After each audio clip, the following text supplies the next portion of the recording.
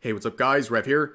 So I want you to remember this date, February 16th of 2023, our victory day, the day that Susan Waluigi stepped down as YouTube's CEO.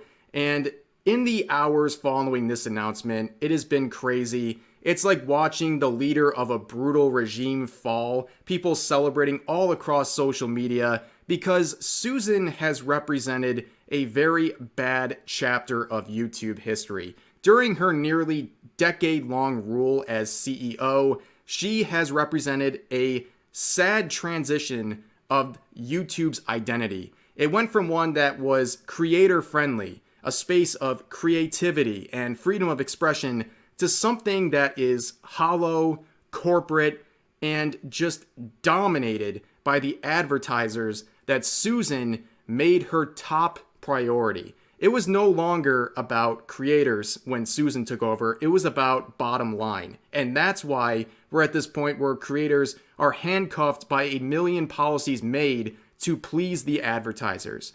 But here we are celebrating the big news. Everyone's happy about this. And I want to take some time to talk about not only what Susan meant to YouTube and why people dislike her so much, but I also want to talk about the obvious and what all this means going forward. So Susan has been around for a long time. She was at the forefront of Google's creation. She has been working with Google for about 25 years, and she was there right when YouTube was created. And of course, she took over as CEO in 2014. Now, make no mistake, she is an excellent businesswoman. Okay, she's very smart. Let's not lose that in all of our complaints about her. She's obviously a very capable and smart person. She's worth nearly $1 billion at this point. She knows how to run a business, but she doesn't know how to interact with creators.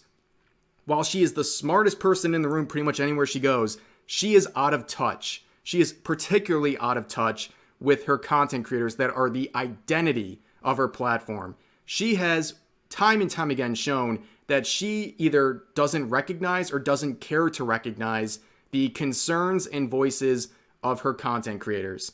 And there was an interesting part in early 2021, late 2020, where Susan was kind of the face of bridging the gap between content creators and the management of YouTube.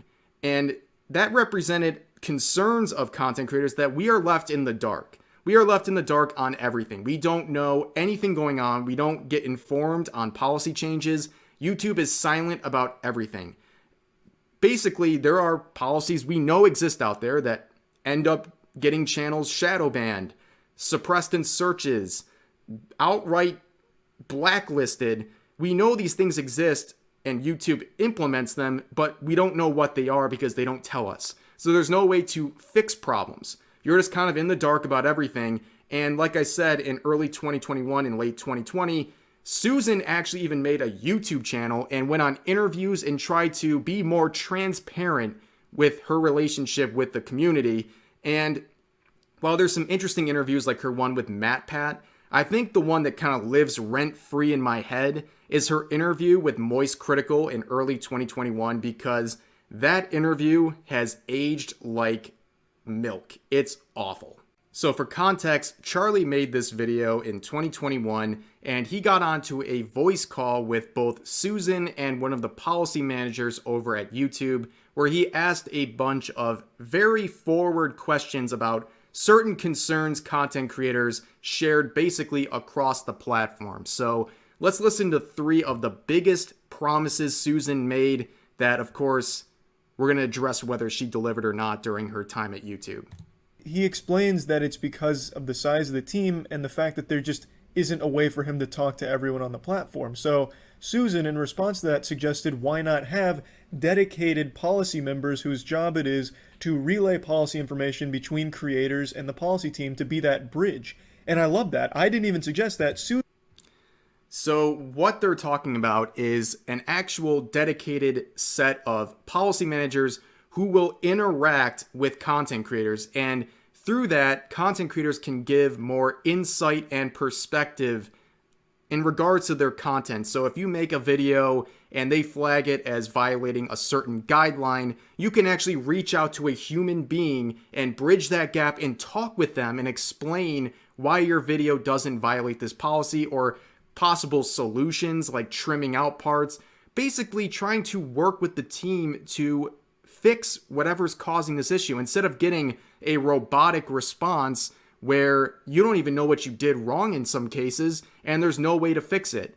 And of course, you guessed it, this never happened. This never happened at all. Now, we do have things called partner managers now, which are completely and utterly worthless. I have a partner manager. I don't know how many people are under the same wing with me, but basically partner managers, I can ask them questions and do things like that, but they can't do anything. They don't have the authority to do anything. They can't appeal videos for me. They can't reverse decisions. They can't do anything. They can basically ship it off to Team YouTube, which is something you can do in an email by yourself. They're of no value, and I'm not mad at these partner managers. They're just so handcuffed they can't do anything. So the fact that they have this ineffective form of management, and then they introduced the really impactful one, these policy managers, and never delivered, is really disappointing. But there's another section right around here I want to look at. Then means they don't get to correct those mistakes. And that brings me to the next thing I talked about, which is, why is the only way to get answers from the policy team or anyone at YouTube to make a big hoopla on Twitter? Why is that the only avenue creators can take to get answers from the platform?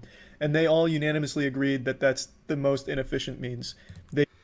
Yeah, so you guys, I've talked about this before, but in case you don't know, the most effective way to get in touch with YouTube is to try to @ them on Twitter.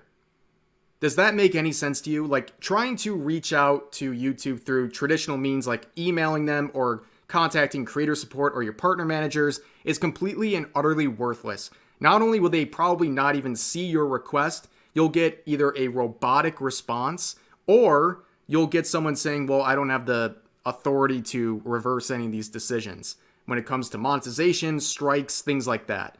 The only effective way, and we've seen it happen and I've had to use it myself many of times, is to make a post on Twitter and @ their creator support and say, please fix this problem. Because they'll even fix things that are supposedly final decisions if you get their attention. And not only is it humiliating to have to publicly beg for YouTube to fix these things, it's just wildly inefficient and embarrassing of a look for YouTube that you have to use a separate social media platform to basically operate as your repair guys. And of course, this is still the case. We just covered a video about the YouTuber Kyo getting 20 strikes on his channel, or 20 videos taken down, and he can't get into contact with anyone on YouTube, so he had to go to Twitter and basically beg for them to start fixing this abuse of their copyright system. It happens all the time still. And his next question is one that every YouTuber that's ever been around long enough has. And their answer is, well, you'll see. So more questions can be answered. But the next one, and the last one I want to talk about today, is one that Nerd City brought up to me as well. And it's that creators like me just sitting in their room jerking off in their chair and making videos staring into a webcam, Me too, aren't really on the same level as traditional media to the platform. It feels like YouTube doesn't care about creators so much as they do traditional mainstream media that's been integrating into the platform. For example, it felt like the Tonight Show hosts weren't held to the same bullying and harassment standards that creators were. Because you'd have creators getting videos taken down and strikes because of harassment and bullying policies, whereas it felt like late night hosts and other mainstream outlets had free reign to shit on anyone they wanted without consequence. And that's all well and good, but that should be uniform across a platform. Everyone should have that same level of treatment. And it hasn't felt that way for a lot of creators. And I brought that up to Susan because I wanted to get her thoughts on it.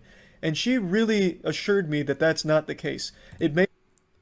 She lied. It is definitely the case that corporations and professional, quote-unquote, accounts on YouTube get preferential treatment on everything.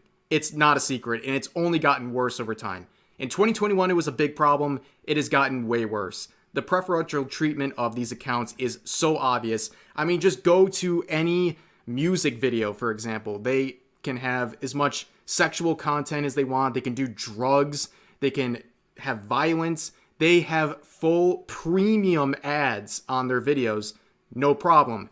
Except for guys like me, I say a naughty curse word one time in a 15-minute video and I'm getting axed. Or I talk about a controversial topic in the most nuanced way I can do, and I might risk getting in trouble with their policies. It's clear that they are preferred by YouTube and treated way better. So once again, she didn't deliver on that. But I want to end, this is kind of unfortunate, but I want to end on his little conclusion. It's depressing. Turn that around, because after this video call today, I get the impression that they really do want to. So I'm excited and cautiously optimistic that they will improve and change things and listen more and be more transparent. Now, a year ago, I would have said it's really fucking naive of me to say that, but after today, I feel more confident saying that. So here's hoping I don't look like an idiot 6 months from now if YouTube doesn't change at all. Oh, Charlie. Yeah, they didn't change anything, but I'll be honest, when I saw this interview, this video in particular, I actually felt hopeful. I was hearing all the things I wanted to hear as well, and I actually thought maybe, just maybe, some of these things would be taken seriously by YouTube, and maybe Susan would implement something to address them.